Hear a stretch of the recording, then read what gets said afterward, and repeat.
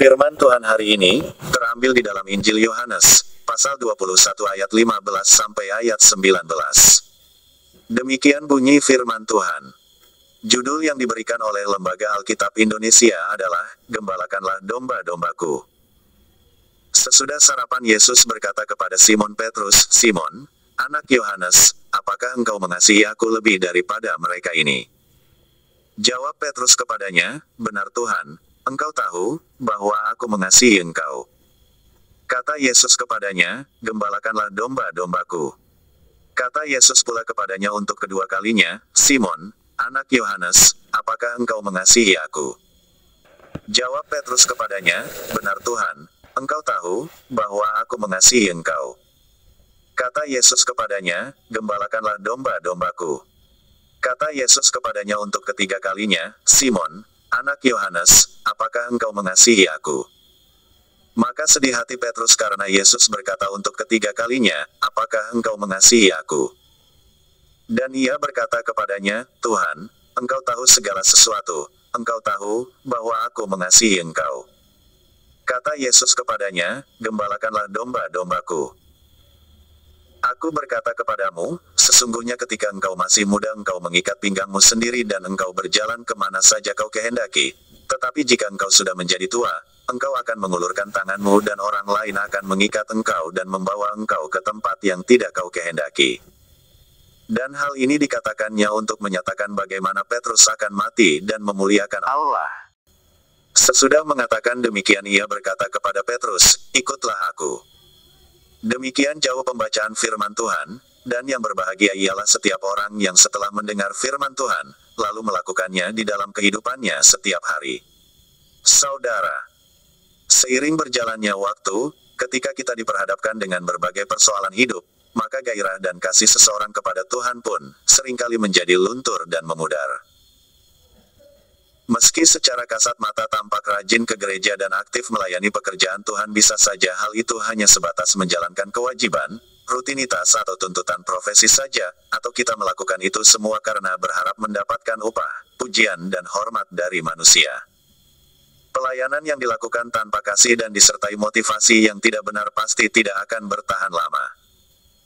Begitu terbentur oleh masalah, gesekan, konflik, tantangan dan ujian sedikit saja kita akan mudah sekali kecewa dan putus asa.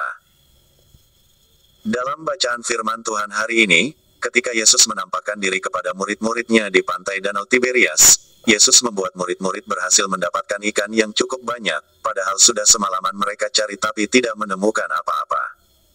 Setelah itu Yesus memberi mereka makan roti dan ikan. Setelah mereka sarapan, Yesus menguji kasih Petrus kepadanya. Yesus bertanya sampai 3 kali, apakah engkau mengasihi aku? Tentu ini adalah pukulan yang berat bagi Petrus, karena sebelumnya dia telah menyangkal pernyataan kesetiaannya sampai mati kepada Yesus. Sebelumnya, pada masa penderitaan Yesus, Petrus telah mengecewakan Tuhan Yesus dengan menyangkalnya sampai 3 kali. Karena itu Yesus kembali bertanya kepada Petrus sampai 3 kali untuk mengetahui sejauh mana kasih Petrus kepadanya. Hal ini tentu bertujuan untuk mempersiapkan murid-muridnya dalam misi pekabaran Injil.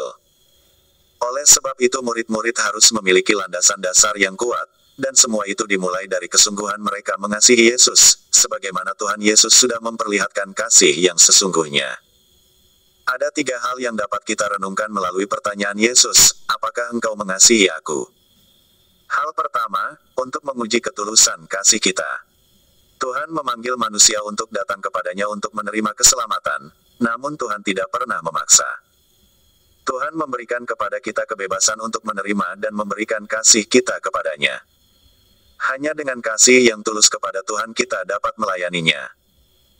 Sebagaimana Tuhan menyatakan dirinya melalui Yesus Kristus datang ke dunia ini adalah karena kasih-Nya, dan kasih itulah yang dipakai oleh Tuhan memanggil orang percaya kepadanya, maka hanya dengan kasih juga kita bisa datang kepadanya.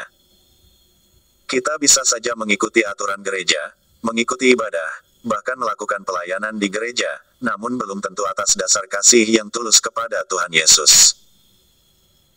Itulah sebabnya perintah Tuhan mengatakan, kasihilah Tuhan Allahmu dengan segenap hatimu dan dengan segenap jiwamu dan dengan segenap kekuatanmu. tercatat dalam Kitab Ulangan pasal 6 ayat 5 dan Injil Matius pasal 22 ayat 37. Hal kedua adalah untuk menguji perbuatan kita. Terkadang di setiap kasus atau kejadian, tak jarang kita bertanya, apakah salah jika melakukan ini? Apakah dosa jika aku berbuat seperti ini? Apakah perbuatan seperti ini dikehendaki Tuhan? Inilah yang dinamakan terlebih dahulu selalu menguji segala sesuatu sebelum dilakukan. Kita harus selalu membentengi segala perbuatan yang bertentangan dengan kehendak Tuhan. Jikalau kita sungguh-sungguh mengasihi Tuhan, maka kita harus selalu menghindari perbuatan yang melawan kehendak Tuhan. Dan inilah kekuatan benteng pertahanan kita untuk tetap mempertahankan kasih kita kepada Tuhan. Roma 12 ayat 9 berbunyi, "Hendaklah kasih itu jangan pura-pura. Jauhilah yang jahat dan lakukanlah yang baik." Hal yang ketiga adalah untuk menguji komitmen kita dalam melayani Tuhan. Apa yang dapat kita berikan kepada Tuhan untuk membalas kebaikannya kepada kita?